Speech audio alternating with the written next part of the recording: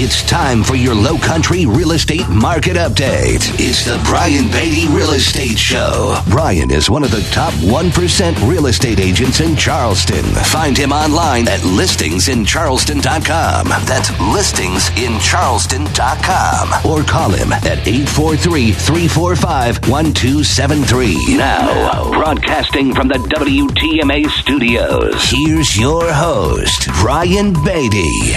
Good morning, Charleston. You're listening to the Brian Beatty Real Estate Show here on the Big Talker 1250 WTMA. Thanks for joining me this morning as we talk about real estate here in the Low Country. Anything that you'd like to know about buying, selling, or investing in real estate can be found here on this program. So thanks for joining me this weekend as we talk about real estate. I've been doing this for the past 4 years, been selling real estate for about 10 years, got about 1,000 transactions under my belt. So really enjoy these opportunities to just share with you my experiences and let you know what's going on in the housing market. You know, it's a program that for me is almost like a stress reliever. It's a good opportunity for me to kind of let you guys know what's going on the day-to-day in our market so that you can follow it and maybe separate some of what you hear in the news and what people are telling you about the market versus what someone's actually experiencing at a very high level. So that's what the goal of this show is just to inform you on real estate so that when you're ready to buy, sell, or invest in something, you're more informed and educated than the next guy. And hopefully you use that to your advantage when you're negotiating and all that fun stuff. We're going to talk about that this weekend, by the way. We're going to talk about negotiating contracts.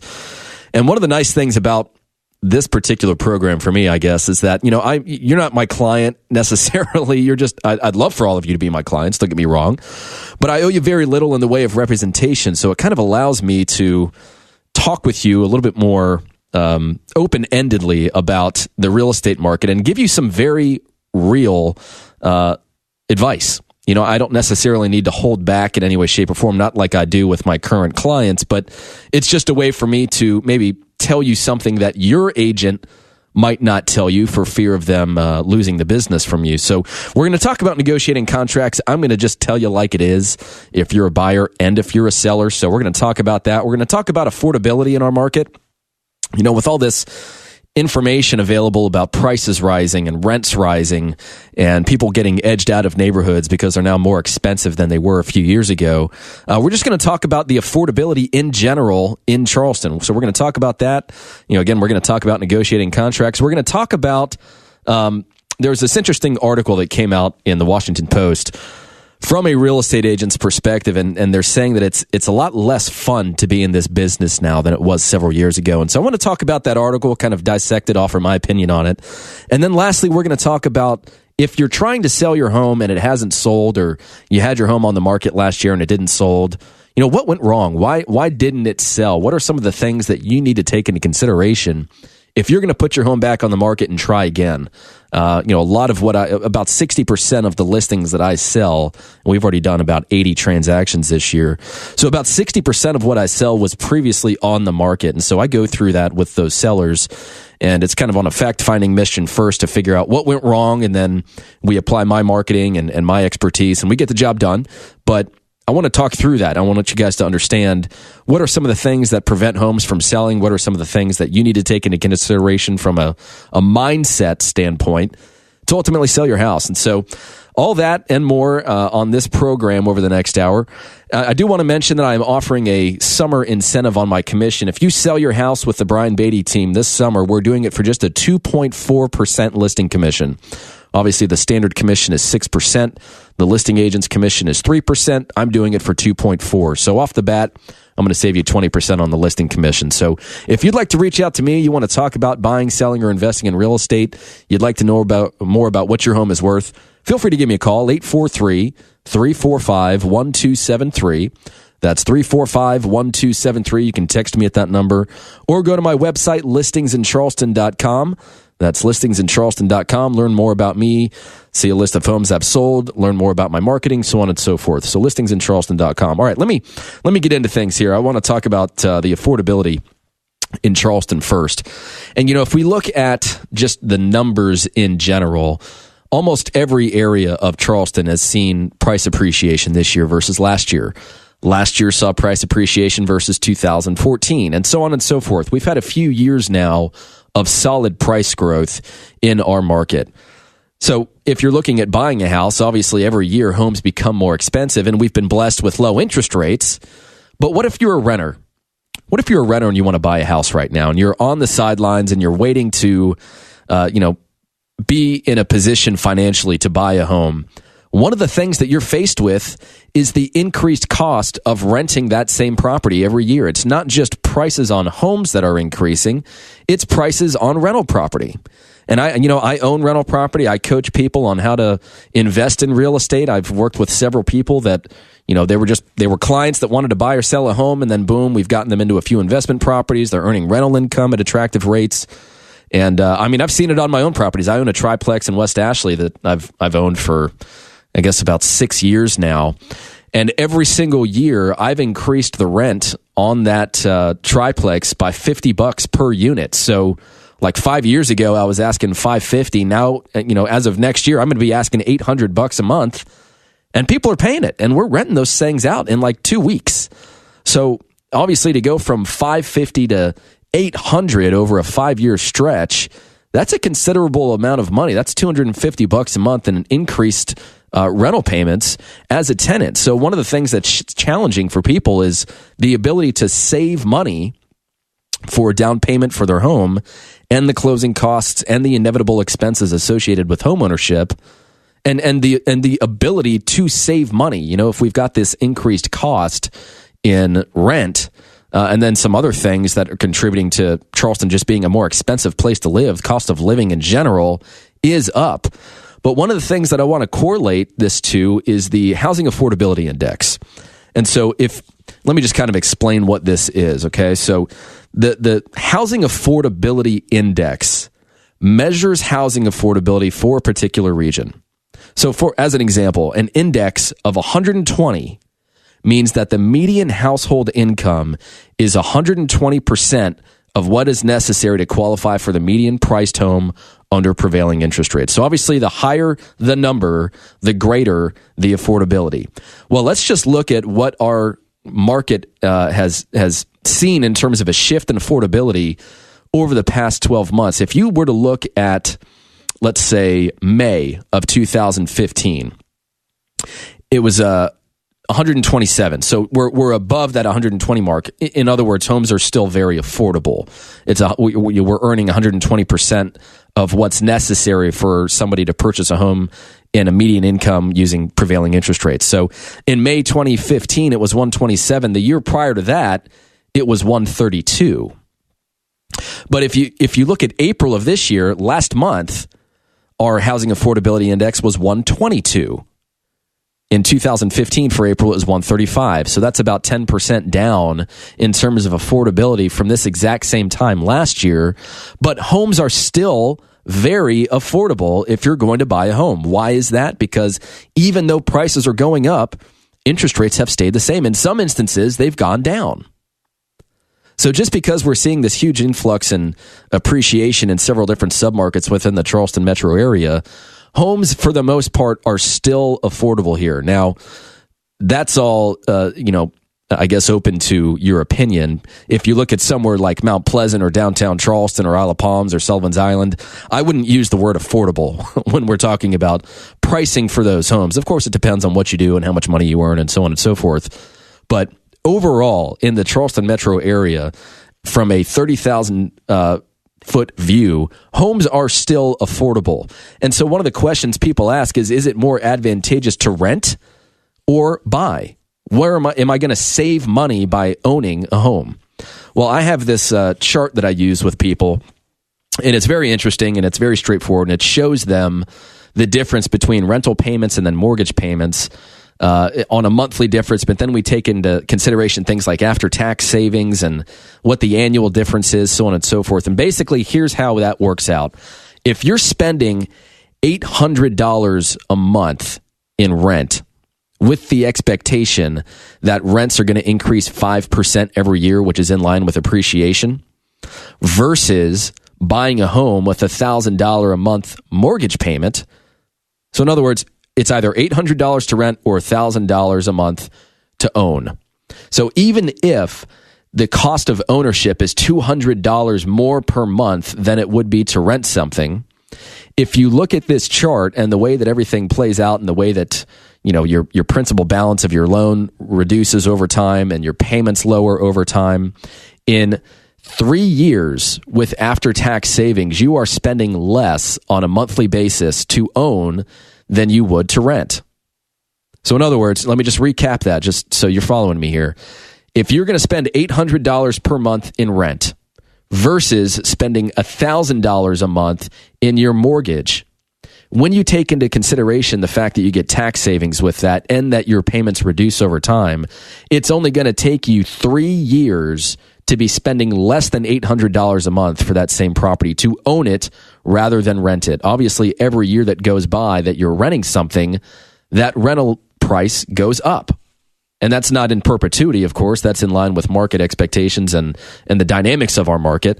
But if you were to just do, $800 per month in rent versus $800 per month as a mortgage, it's very clear to see that there is way more advantage to owning than there is to renting. You've got the tax savings, you've got the appreciation, and bottom line is real estate is a fantastic vehicle for wealth, long-term wealth. My family built their wealth in real estate. I'm not here to sugarcoat anything. They made a lot of money in real estate investments and ownership. And one of the things that my grandfather and my father always taught me was that if you're going to buy something in real estate, buy it with the expectation that you are going to own it forever. The longer you own something, the more attractive that investment becomes. And never leverage one property to buy another. That's how people get into trouble. If you look at our market several years ago when your neighborhood bartender also owned 6 rental properties that were all leveraged off of one another with 103% financing, no money down, no stated income, stated asset loans. It was a mess, and it's certainly not that way anymore. But there is a way to slowly and surely and very attractively increase your net worth, your wealth, through the ownership of real estate, whether it just be your own home that you own as a primary residence or the acquisition of rental properties. So if that's something that you'd like more information on, something you'd like to get a little bit deeper into in terms of a discussion, feel free to give me a call, 843-345-1273, or go to my website, listingsincharleston.com. And don't forget that if you're going to sell your home this summer, I'm offering just a 2.4% commission to sell your house. That's lower than you'll find for anybody else in this market that's selling the amount of homes I am. So listingsincharleston.com, or give me a call or text me at 843-345-1273. When we come back, I'm going to give you guys the very raw and real opinion on negotiating contracts in this market. I'm going to tell you things that your agent probably wouldn't. So stick around for that. This is the Brian Beatty Real Estate Show on the Big Talker 1250 WTMA. Hear the Brian Beatty Real Estate Show every Saturday morning at 9 and each Sunday morning at 10 on 1250 WTMA and WTMA.com. WTMA. You're listening to the Brian Beatty Real Estate Show on the Big Talker, 1250 WTMA and WTMA.com. Welcome back, Charleston, and thanks again for tuning in to the Brian Beatty Real Estate Show here on the Big Talker 1250 WTMA.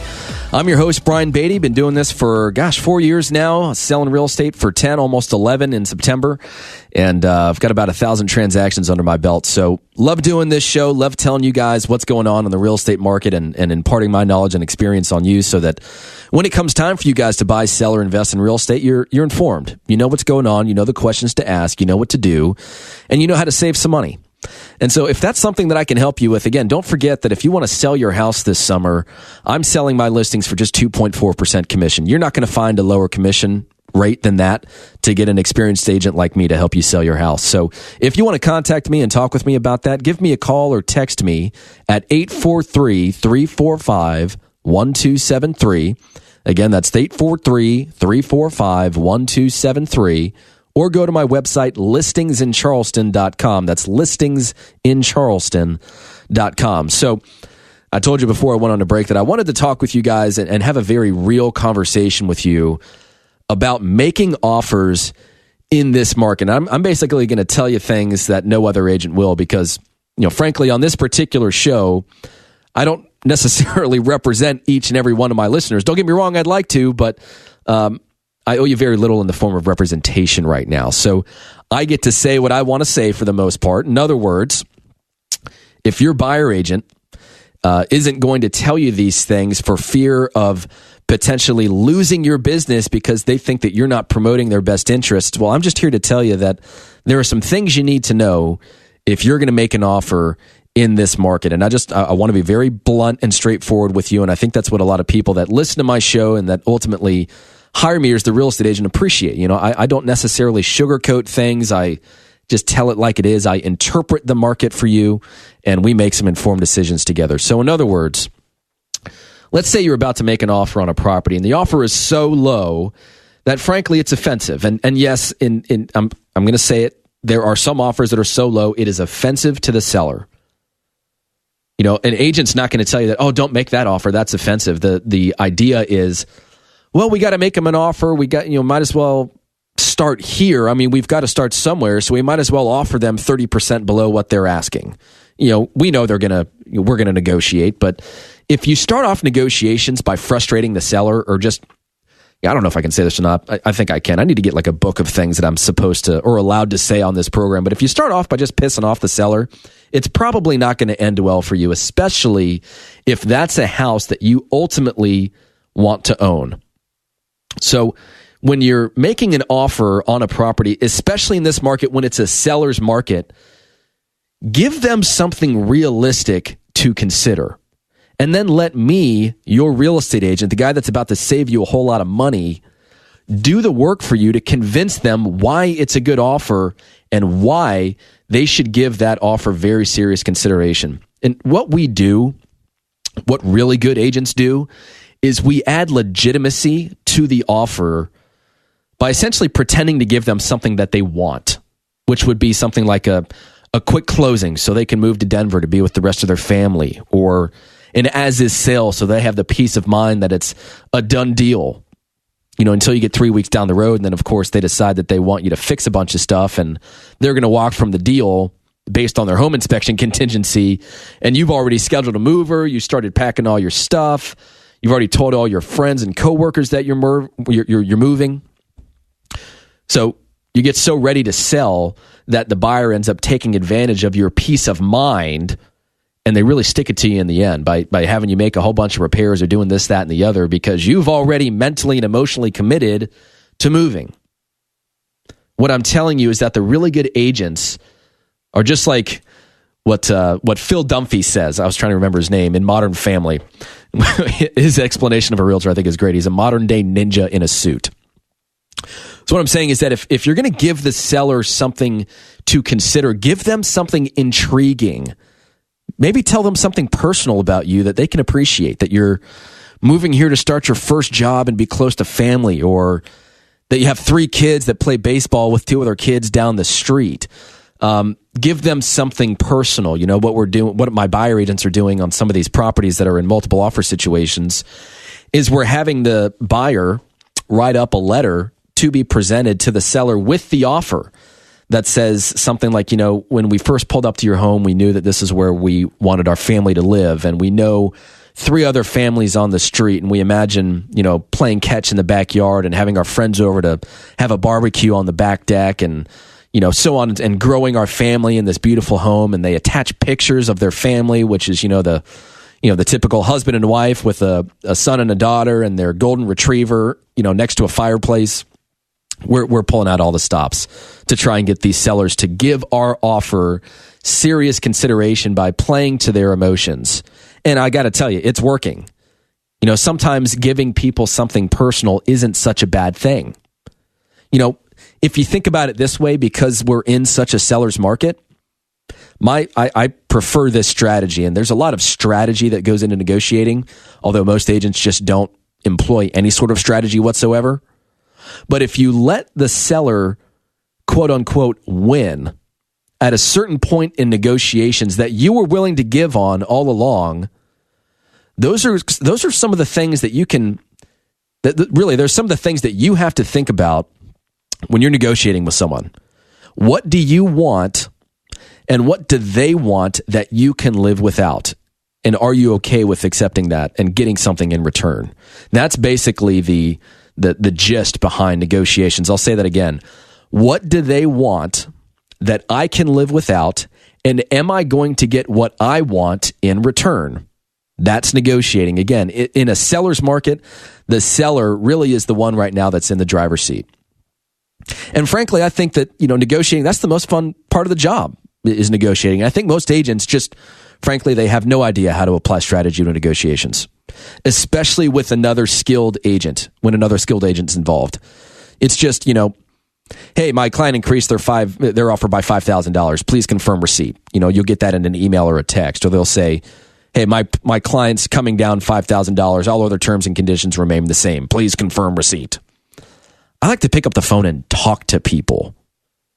Dear Lord, some agents are lazy. I mean, I'll just open up my email one afternoon after having been on a call for the last 30 minutes, and boom, I've got 2 random offers from 2 different agents on 2 different properties in my inbox with no calls whatsoever about them. And no messages other than, here's an offer, please confirm receipt. I mean, what if I just been served? How about a friendly phone call to say, you just dropped off an offer and, we're anxious to hear back from you guys. Something like that. It's just surprising to me how few agents out there actually negotiate on the phone or in person. What they're doing, it's very simple. They're just shooting an email off with the offer documents and saying, hey, here's an offer on your house. Please confirm receipt. If you're a buyer and you're being represented by a real estate agent, don't you think it would make sense or make a difference if the agent were to first call the listing agent, the person representing the seller, try and find out why they're selling, what the motivation is behind moving, and anything that you can get in terms of information that you can ultimately use against them in negotiations. It's my job to go on a fact-finding mission when I represent a buyer on what's going on in that seller's life so that we can make them the most attractive offer possible. And the bottom line is most agents will tell you information that they probably shouldn't. I've been doing this for almost 11 years, and I'm telling you right now, there are plenty of agents out there that are giving away way too much information. Way too much information. I mean, I had an agent call me yesterday on a new listing I have in Mount Pleasant. It's a really nice house, $600,000 in a great neighborhood. We're getting a bunch of showings. We should get an offer any day. And this agent called me up and said, the buyers are interested. They just wanted me to call you and try and dig up as much information as I could about the property. I mean, she literally said that to me over the phone. So obviously, automatically, my guard goes up, and I'm like, all right, well, clearly this person's here to, just try and suck some information out of me so that they can use it against us in negotiations. And so her first question is, so why are the sellers selling? My response was, I'm not going to answer that. I'm happy to answer any specific questions you have about the house, but I'm not going to tell you why the seller is interested in selling. Do you have any other specific questions I can answer? And she goes, oh, okay. Obviously she tried. I commend her for that. I'll give her a little golf clap for trying and trying to get that information out of me. Look, I do the same thing. And most agents out there are telling you the information that is ultimately breaching the confidentiality agreement in the agreement with their seller. And so one thing that I do want to say is that if you're going to make an offer, again, just to recap, give them something of interest. Make your offer compelling. Either attach some personal information to it, especially if you're in a multiple offer situation, and then come up with a game plan with your agent. List out the contingencies to the contract, the lengths of time associated with those contingencies. What are some of the things that you're willing to live without? And let's not let the seller know that. Let's just have that naturally shift to their favor throughout the course of negotiations, with the idea that you planned that all along, as long as you get what you want. And if ultimately what you want is to own that house in this market, sometimes you just have to pay for it. And that's just the honest truth. In so many of these neighborhoods, prices are going up, up, up, up, up. Every home is selling for more than the previous home that sold. It's very hard in some of these areas to tell you exactly what a home is worth. It goes back to the old adage, a home is worth what a buyer's willing to pay for it. Then, of course, we have to worry about appraisals and all that stuff, and we can use that to our advantage to potentially negotiate further down the road. But in this market, if you're a buyer, You got to make them a good first offer. You got to give them something to seriously consider. If you make them an offer and they reject it, then it's back on you to make a more compelling offer rather than allowing the seller to kind of show their cards a little bit and figure out where they are willing to negotiate. So, negotiations for me, it frankly is the most fun part of the job. I enjoy it immensely. And maybe it's just because other agents out there aren't taking the time to educate themselves on how to effectively negotiate with someone or on something. And, I find that to be the case. I'm not here to beat up agents. I'm just here to say that they're not taking enough time to present an offer and to give me something that is unique about the buyer. The more information, the better, so long as that information doesn't breach your confidentiality agreement with your agent. I'm not here to make an offer for a buyer and say, hey, here's an offer. They're willing to pay more, but let's just see what happens. Obviously, that's an awful strategy, but some agents are doing it. I mean, I've got quite a few listings right now, and when these agents are making offers, they're doing one of two things. They're either emailing it to me and they're saying, hey, please confirm receipt of this offer. No idea what's going on with the buyer. Didn't even know the offer was coming in. I just opened up my inbox and boom, there's an offer. But then on the flip side, you've got agents that are saying, hey, here's an offer. Just let me know what you think. I think that they're expecting for you guys to come back and, blah, blah, blah. That's not necessarily a bad thing, but I certainly, if I'm representing a buyer and making an offer, not going to tell somebody, hey, we're willing to pay more. We're willing to give, but here's an offer. So I feel like I'm kind of rambling at this point. If you want to buy a house or sell a house and you want somebody that's a negotiations expert, someone that's done this about 1,000 times, give me a call. I'm happy to walk you through that process. My number is 843-345-1273. And my website, listingsincharleston.com, is where you can go to learn more about me and my marketing. And remember, if you're going to sell your home this summer, you deserve to save a little money. I'm doing it for just 2.4% as a listing commission. That's lower than you're going to find anywhere with any other agent with my level of experience. So listingsincharleston.com, or give me a call or text me at 843-345-1273. So we're going to take another break. When we come back, there's an interesting article from Washington Post about the real estate market becoming less fun for real estate agents. I'm looking forward to kind of picking this one apart. So stick around. This is the Brian Beatty Real Estate Show on the Big Talker 1250 WTMA. More stimulating talk on real estate matters with Brian Beatty next on 1250 WTMA. Now, the Brian Beatty Real Estate Show continues on Charleston's Big Talker, 1250 WTMA. Welcome back, Charleston, and thanks again for tuning in to the Brian Beatty Real Estate Show here on the Big Talker, 1250 WTMA. I'm your host, Brian Beatty. I always like to take just a little bit of time every show to say thank you to those of you that listen to this show on a recurring basis and rely on the information within it to make some informed decisions about real estate. And I also appreciate those of you, of course, that reach out to me either to work with you as a buyer or a seller or an investor. And then those of you that just reach out because you have general knowledge questions. I normally get quite a few phone calls on Mondays and Tuesdays from, hey, heard your show. I've got a quick question about something. Can you help? And I'm happy to. That's part of what this show is all about. So if there's anything I can do for you, you have a general knowledge question, you want to buy or sell a home, feel free to give me a call or text me at 843-345-1273. That's 843-345-1273. Or go to my website, listingsincharleston.com. Don't forget that if you want to sell your home this summer and save some money, I'm listing homes for just 2.4% as a listing commission. Everybody else is charging 3%. So you're not going to find a lower commission than that for someone that's selling the amount of real estate that my team and I are. So contact me at listingsincharleston.com or give me a call at 843-345-1273. Now, I want to get to this article, and the reason that I'm even bringing this up is because I think it's just, I don't know, I think it's kind of entertaining, quite frankly, but it gives you a little bit of a snapshot into the mind of the standard real estate agent. There's an article that came out in the Washington Post a few days ago. And the article basically says that agents are saying that the market isn't as fun as it used to be. They're just not having as much fun. And it starts off like this. It says, agents are getting higher commissions as home prices rise, but have fewer homes to list because homeowners are reluctant to sell. Many owners don't want to put their home on the market until they have more equity to use toward higher priced homes, and the uncertain economy has left owners inclined to hold on to their homes. Interesting. I didn't think that we were in such a bad economy that people were determining whether or not selling their home made sense based on a floundering economy. I think our economy is actually doing quite well. It could be doing much better. Let's be honest. But overall, I totally disagree that sellers are holding on to their homes because they're reluctant about the economy. I think we're past that.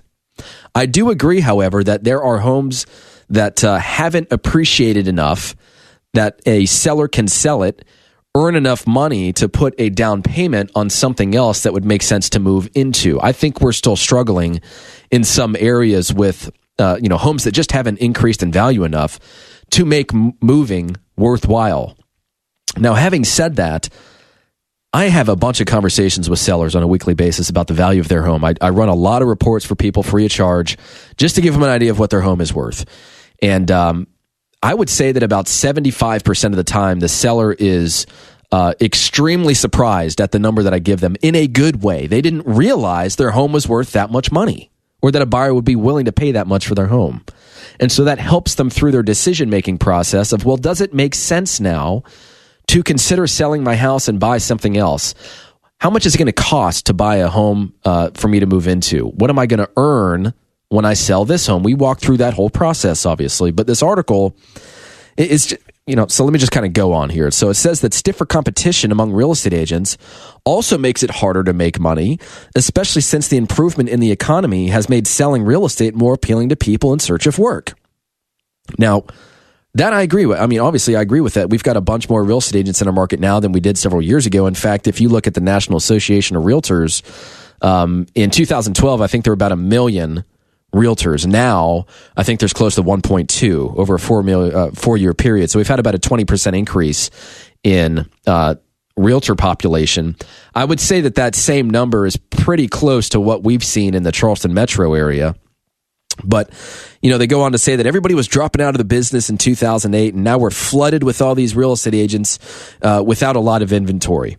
And it's getting challenging for agents to try and grow their business because of listing shortages. Well, so I've been doing this for almost 11 years. And the part of the reason why I'm even bringing this article up is because there are agents out there that just really struggle with business management and strategic planning and the implementation of systems so that they can grow their business. They're not treating their business like a business. They're still acting as the good old real estate agent that's going to go and show as many homes as you want to see until you're ready to buy something. They're forgetting about the working on the business rather than working in the business. And so part of this article, in my opinion, is just a big complaint among a bunch of real estate agents that are saying, well, there's more people now, and there aren't as many homes to sell, and it's really hard, and because it's hard, it's not as much fun, and I don't know. I look at this and I say, come on, give me a break. In tough markets like this, what is a tough market? Okay, let's just start there. Obviously, in 2008, that was a challenging market. But why is it that some agents did so well and some agents just fell off the face of the earth? It's because they had a lack of vision, they didn't shift their business, and they didn't take into consideration where the market was and how they could be of value. Most agents, in terms of value, they don't even know what their unique value proposition is. Why would you hire that agent over another agent? I think they could probably figure out something on the spot, but they haven't necessarily put a lot of planning into earning your business by developing strategies and systems and marketing plans and experience and knowledge to be able to sit in front of you honestly and say, here are the things that I bring to the table that make me different, that make me unique, that make me a good choice for you as your real estate agent. So the idea that there's this whole article in the Washington Post about real estate agents essentially complaining about the market being so hard and that there's this lack of inventory and I can't grow my business, it's not true. There are I'm growing my business right now, and I'm doing so at an accelerated rate because we've figured it out. We know what sellers want. We know what buyers want. We do a really good job in representing our clients. We get a lot of referrals. We get a lot of leads off of all the marketing, and we spend $150,000 a year in marketing our listings to try and find buyers for our homes. Obviously, if we're spending $150,000 a year to market our properties, and the other agent isn't really spending anything to promote their listings for sale, guess who's going to have a bigger, better business at some point in time? The person that's willing to invest time, energy, and resources to create activity around your needs, which is selling a home or buying a home. So yes, there are more real estate agents out there. Yes, there are more people to choose from. Yes, you've now got your boss's brother's wife's best friend's cousin that sells real estate, and you're going to work with them because you know them. I feel like that's always going to be the case in Charleston. Somebody always knows somebody that's got a real estate license. But what you need to determine as a buyer or a seller is why you should hire that agent. What are they doing that sets themselves apart from the crowd, and how does that benefit you? So we're going to talk about that in the next segment. If you've tried selling your home in the past 12 months and it hasn't sold, what's the plan? What can we do to create success? So I'm going to talk about that when we come back. Don't forget, if you're going to sell your house this summer, consider hiring me because I'm only charging 2.4% to sell your home. That's lower than anybody else that's selling the amount of real estate that I am. So listingsincharleston.com is my website, and my phone number is 843-345-1273. Again, that's 843-345-1273. Or go to listingsincharleston.com. I'm going to take another break, and we'll be right back for our final segment of the Brian Beatty Real Estate Show on the Big Talker 1250 WTMA. Have a real estate question? Ask Brian Beatty. Send him an email, lowcountryhomesales@gmail.com. The Brian Beatty Real Estate Show is on 1250 WTMA. WTMA. Expert news and views on the Low Country real estate scene. The Brian Beatty Real Estate Show on 1250 WTMA. Welcome back, Charleston, and thanks again for tuning in to the Brian Beatty Real Estate Show this weekend as we finish up our discussion on housing here in the Low Country. We've already talked about quite a bit this morning. We've talked about affordability in our market. We've talked about whether it makes sense to buy or rent and what that looks like. We've talked about negotiating contracts. We had a very real conversation about what you need to know if you're going to make an offer in this market. We talked about just the real estate agent's business in general and what they're doing to try and provide you with the best resources available to help you buy or sell your home or lack thereof in some instances. And so what I want to talk about now, and this is something that this is probably one of the things that I enjoy the most about this job is getting a call from a seller saying, "Hey, Brian, we've had our home on the market for the past, 4 months, 6 months, 12 months. It hasn't sold.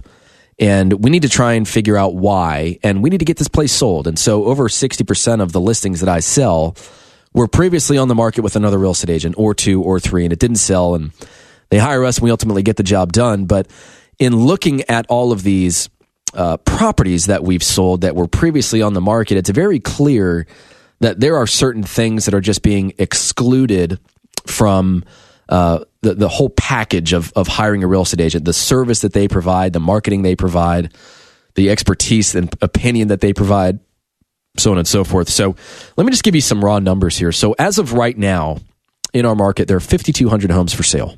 Okay.